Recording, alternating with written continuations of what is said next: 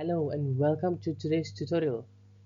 In this session, we learn how to check if a given square matrix is a lower triangular matrix.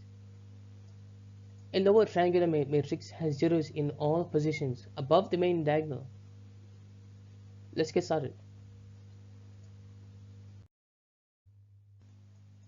A lower triangular matrix has all elements above the main diagonal as 0.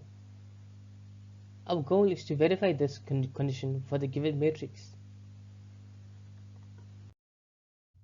This program uses two nested loops to iterate through the matrix. It checks whether any element above the main diagonal is non-zero. If found, matrix is not lower triangular and the function returns false. Otherwise, it returns true.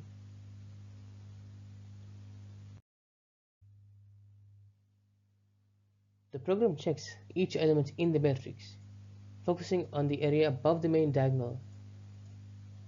If all such elements are 0, the matrix is lower triangular.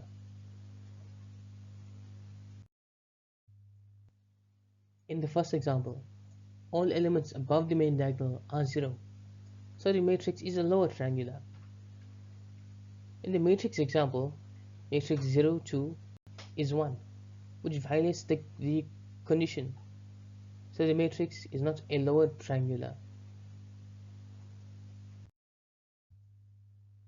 The ES6 version uses modern syntax and retains the same logic as the ES5 implementation. It efficiently checks the matrix for lower triangular property. Edge cases include empty matrices, single element matrices, and non-square matrices. These scenarios ensure the function handles all possible inputs gracefully. In summary, this program efficiently checks whether a matrix is lower triangular by focusing on elements above the main diagonal. It ensures accurate validation for all elements. Thank you for watching.